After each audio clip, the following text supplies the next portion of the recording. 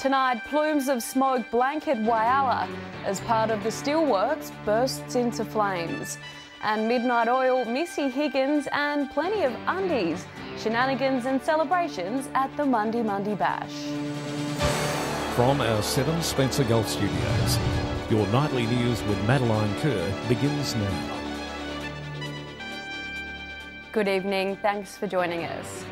Investigators say the fierce blaze that ripped through the GFG steelworks in Whyalla has been confirmed as accidental. Crews today cleaning up the residue left behind by the towering fire that could be seen from across the city. Edward McCarroll reports.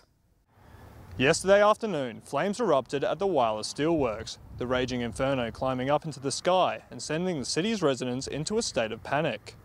The blaze that took hold in one of the steelworks' process wash oil pits first drew the attention of onlookers around 4 p.m. yesterday afternoon. Residents reported seeing thick black smoke billowing out from bright red flames, with much of that smoke being blown east away from the city. Fire engines immediately rushing to the steelworks, with a reported 30 firefighters attending to extinguish the blaze. A company spokesperson confirming that it took MFS crews about 15 minutes to bring the fire under control, with GFG Alliance saying that there were no staff in the area at the time and that no team members were harmed. Throughout the spectacle, large crowds were drawn to the Hummock Hill lookout, trying to get a better vantage point to view the inferno. But with a large rainstorm coming down on the town shortly after the fire, there wasn't much to see for very long. The South Australian Greens are calling on the state government to provide free school meals to disadvantaged children. Proponents say there's alarm over some children not getting at least one decent meal a day here in the Spencer Gulf. Are your kids getting the food they need for a productive day at school? That's the question the South Australian Greens are asking, saying many school children in the Spencer Gulf are heading to class without having a proper meal as the cost of living surges. Their solution? A free meal at school. I know that's particularly the case in the regions where often access to fresh fruit and vegetables is even more challenging. And so a program like this, I think, would have a really positive impact. Dr. David Armstrong from RMIT concurs, citing studies on children's behaviour. If kids, particularly vulnerable kids, have one square meal a day, that will help them focus and probably reduce problem behaviours. Less hungry kids in classrooms, better behaviour. Teacher has more time to spend delivering the curriculum, supporting vulnerable kids. Similar meal programs have been created in America, United Kingdom, Japan and Norway, usually via means test. The state government says it's aware of the proposal and aren't ruling out a meals program, but it's unlikely to begin next school year. Daniel Pizarro, 7 Spencer Gulf News. Research suggests that Australian teachers are exiting the profession due to high amounts of stress, low pay and burnout. Teacher shortages becoming a nationwide problem, leaving many disadvantaged students at risk. Australian teachers drawing a line through the board and calling it a day. The education sector taking a hit with a 25% reduction in teacher enrolments. An ongoing workplace issue leading to the decline. It's with teachers in the workplace. It's a workplace issue about high stress, low pay, declining pay, high stress, and poor job and working conditions. Experts say the profession can't keep its teachers, with many walking out the door. Lecturer from RMIT University, David Armstrong, says it's the students who will be impacted the most. And my concern, Henry, is really about the impact on disadvantaged kids who will suffer most, because those are the kids who need a significant, positive adult in their life. Many of them don't have it at home. Teacher shortages also having impacts on schools in regional areas. Rural and remote areas are particularly badly affected by this because obviously they struggle to attract teachers in the first place because many of them, teachers have to, change their lifestyles.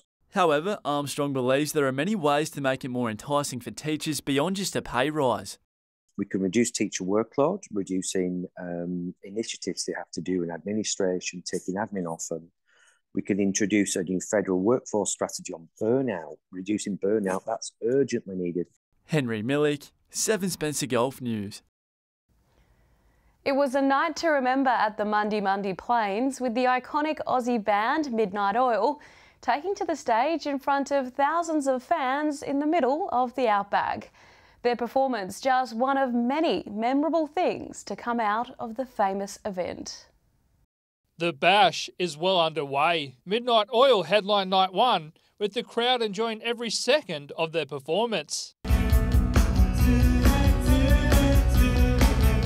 But the music isn't the only thing that people come far and wide to see. As the Mundi Run got underway this morning, there were plenty of brave choices for such a brisk morning in the outback. Isn't it fantastic? And we thought that no one was going to know us and we could just do it with nobody knowing us, and here we are winning it. Now the whole world knows who we are. Zane and Caroline Crabb were the winners of the Run fashions on the field, dressing up as the iconic Kath Day Night and Kel Night from Kath and Kim. I'm not sure. Yeah. We have done it once before as Kath and Russell Coit. Russell Coit comes out sometimes. Yeah, so he has come out before, but yeah, Kath stays true to herself. The run is one of the fundraisers taking place at the three-day festival, raising money for the Royal Flying Doctor Service. We just finished the Mundi Run and saw some people in some fantastic outfits out here. Some of them are a little questionable. Tomorrow is a big fundraising day for the organisation as well, as proceeds raised from the Nutbush record attempt also go to the RFDS. Yes, we're very keen to take that record back from Queensland. I'm not going to lie to you. We're about halfway there, so watch this space. But tickets are $15, they're selling fast. We've got people queuing up out behind me now. The Nutbush record attempt kicks off at 10 a.m. tomorrow morning. Joshua Mercer, 7, Spencer Gulf News. Still to come tonight, a 3-day conference and networking event wraps up in Port Pirie. And the Whyalla Show is back after multiple pandemic postponements.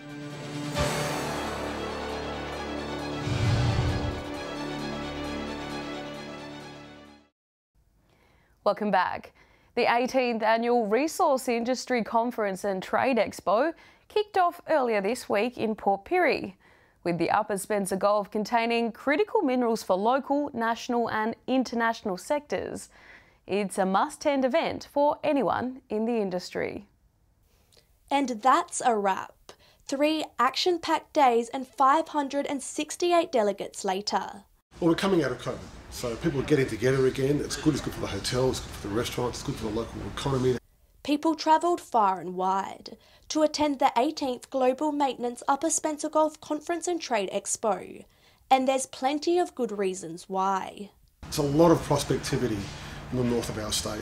There's a lot of activity. We have the minerals, the critical minerals people need to decarbonise: copper, gold, silver and uranium. The conference consisted of businesses showcasing their roles in the energy and resources sector, as well as plenty of networking and problem solving through exhibits and nibbles.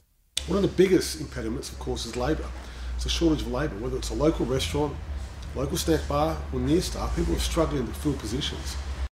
In today's climate, this conference was the perfect opportunity for people to gather here at the Northern Festival Centre to explore business opportunities and relationships. The state government's committed to try and help skill South Australians. We've got a plan to build 5 technical colleges throughout South Australia. If you attended this year's event, you can provide feedback on the GMUSG website to ensure next year's event in Port Augusta is also a great success. Annabel Francis, 7 Spencer Gulf News. Thrill seekers, foodies and showbag enthusiasts are preparing for a big day out tomorrow at the Whyalla Show. Today at Jubilee Park, the rides were being constructed and the craft tents being stocked, with organisers counting down the hours until the gates swing open to the public. Once again, it's showtime in Whyalla. The largest regional show in South Australia is set to kick off tomorrow with entertainment for all ages. We're all in full swing, the rides are going up, the traders are coming, the competitions are coming in, we're ready to go. Gates open at 10 o'clock, with organisers predicting this year's show will be the biggest turnout in recent years. It's been a lot of work, the community have all come together, we've pulled through, we've got volunteers everywhere, it's very exciting watching everything go up. After fears it wouldn't return this year, it's been confirmed that the iconic Clydesdale wagon, providing family fun rides for the past 50 years, will definitely be in operation this weekend. It's one of the many free activities available to make sure entertaining the kids doesn't mean breaking mum and dad's bank. This year we've got some amazing free entertainment. So once you get through the gate, we've got Dinkum Dinosaurs, the Amazing Drumming Monkeys, Circus Elements, Stilt Walkers, Darcy's Travelling Farm. Again, something for everybody. And don't forget, the Whyalla skies will be lit up tomorrow night, with organisers saying the spectacular annual fireworks display will begin at 8 p.m. Edward McCarroll, 7 Spencer Golf News. Stay with us after the break, lest we forget. We visit the Port Pirie RSL on the 56th anniversary of the Battle of Long Tan. And where did that come from? Port Augusta soaked by a sudden downpour.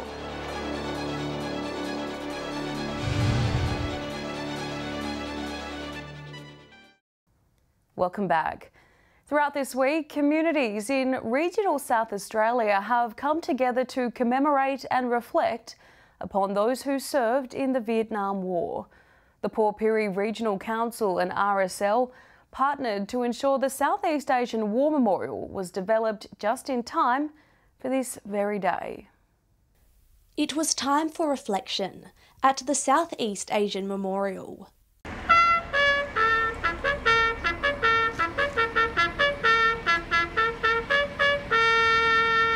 It was the first major battle Australian troops had on their own in Vietnam. Community members gathered to show their respect and listen to touching speeches from individuals like Member for Stewart Jeff Brock. This was followed by the laying of wreaths and the playing of the last post. For the younger soldiers, it was the first time they'd seen any action whatsoever, so it was very scary. The Port Pirie RSL sub-branch, recognising the role that Port Pirie's own played in the war. Over 200 from Port Pirie was in the Vietnam War. That's from Army, Navy and Air Force. To learn about Port Pirie's military history, visit the RSL and the numerous storyboards along Memorial Drive. It's very important to know these things and to know why some of the soldiers are the way they are. Further projects to celebrate the city's military history are still to come. Annabel Francis, 7 Spencer Golf News. National Science Week is wrapping up with over 1,000 events held across the country, with the Spencer Golf offering plenty of ideas for anyone wanting to get involved. From heading out to Port Augusta's arid botanic gardens to understand the resilience of outback environments, to staring up at the night sky, National Science Week has given locals plenty to think about. National Science Week 2022 has seen more locals get out about, exploring their surroundings without worrying about any lockdowns or event cancellations. In Port Augusta, school groups have been visiting the Australian Aridlands Botanic Gardens, which is in full bloom following recent rain. Well, all of the plants here are actually normally grow in a region that has less than 300 mils of rain. So to have them all here on show in one area, and people can purchase them from our nursery as well, to be able to get them to plant that extra tree is going to be a good thing for the environment. The gardens are offering a range of educational programs outside National Science Week for people of all ages. We can also do behind-the-scenes tours if people needed it for university groups and things like that. So there's a whole range of things that you can get involved with out here. And once kids get to an age where they can start volunteering, they're more than welcome to come and volunteer out here as well. Bringing plants and trees from the brink of extinction due to climate change, drought and human impact on the environment has been a major discussion point. Here in the gardens we offer a lot of different plant varieties. So we've got a rare plant section which caters for plants that have been almost extinct in Australia, so where we have a main focus on trying to encourage growth of those species. Even out in the most isolated places, people could visit the Andamuka Observatory to see worlds beyond our own in the crystal clear sky, or embark on cuttlefish tours off the coast of Whyalla. Daniel Pizarro, 7 Spencer Golf News.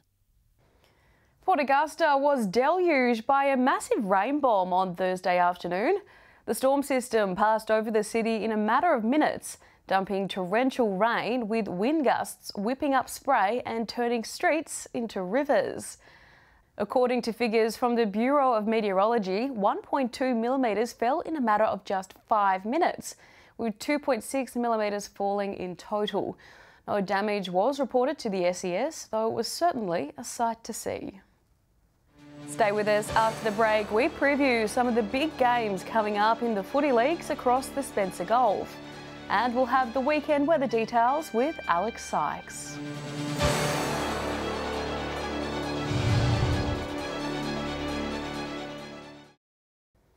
Welcome back. After last week's big wins and shock losses, this weekend's local footy games are shaping up to be just as thrilling. Let's kick things off in Port Pirie.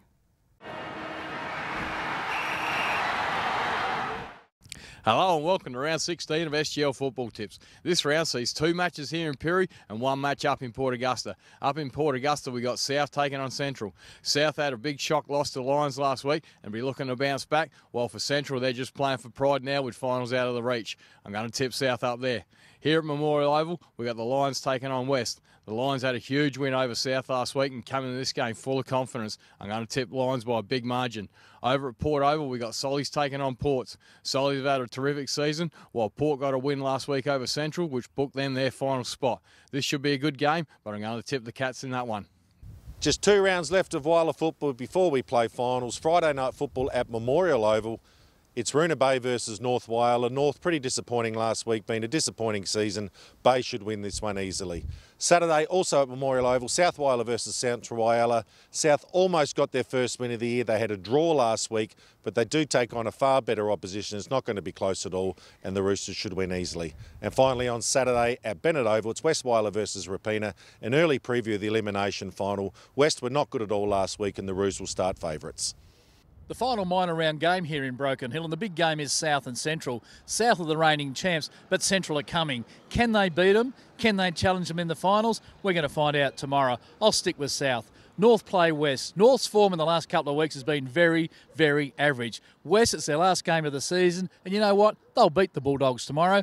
West to beat North, South to hang on against Central. We're into Port Lincoln footy tips and the last games before the final start. We kick things off at Ravendale Oval where Tasmans are hosting Waybacks.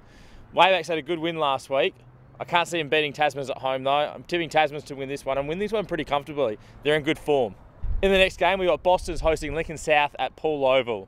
Lincoln South had a huge loss last week and if they want to bring any form into the finals they're going to have to turn it around. Boston's been playing some good footy but I can't see them winning this one. Lincoln South to win this one by 5 goals. In the last game, the undefeated Marble Range hosting Mallee Park at Wangari. Hard not to tip Marble Range. They're going into the finals really strong. They should win this one and win this one comfortably. Almost finals time. Good luck to all the players. Time now to take a look at what's happening in the weather with Alex Sykes. Alex, a bit of rain at the Monday Bash last night. Any more on the way tonight? Good evening. Clear skies ahead, Maddie. A bit of wind around, but nothing intense enough to stop the party. Honestly, sounds like a lot of fun. Looking at today's temperatures, 18 degrees in Whyalla this afternoon. A cloudy end to the working week in Port Pirie, 17, and 17 in Woodner as well. Looking more broadly at today's weather map, warmer in Port Augusta than it was in Cooper Pedy, 19 and 18 degrees respectively. 16 was the top in Broken Hill and Port Lincoln, 15 in Kadina and the capital. Taking a look at the satellite image now, a high over parts of Western Australia is extending a ridge over the north of South Australia, allowing a front to pass over the southeast of the state tonight and early tomorrow morning. The high will strengthen over the Bight later Saturday before moving eastwards to be over New South Wales by late Sunday. Moving on to tomorrow's weather outlook now, and we'll start with the Gulf waters. Westerly winds 10 to 20 knots, seas between 1 to 1.5 metres, and south to southwesterly swell below a metre, increasing up to 2 metres. Showers easing in Port Lincoln tomorrow, 17 degrees. Showers around Cleve on Saturday, between 10 and 16 degrees. Wet in Woodner as well, heading for a top of 18. A shower or two clearing in Whyalla tomorrow, between 8 and 18 degrees, which is good for anyone heading to the show. 50-50 chance of showers up in Port Augusta, set for a top of 19 degrees there. Showers and 16 in Kadina. cleaner. Showers in Port Pirie as well, 18 after dipping down to single digits tonight, between 8 and 13 in Clare, and there's just a slight chance of rain in Broken Hill, less than 1 millimetre if any is to fall at all. Temperature-wise, it's set to top a max of 18 degrees. Taking a look further through the week now, starting with Sunday's outlook, and it will be noticeably less rainy. Port Lincoln once again the only centre on our map expecting some rain.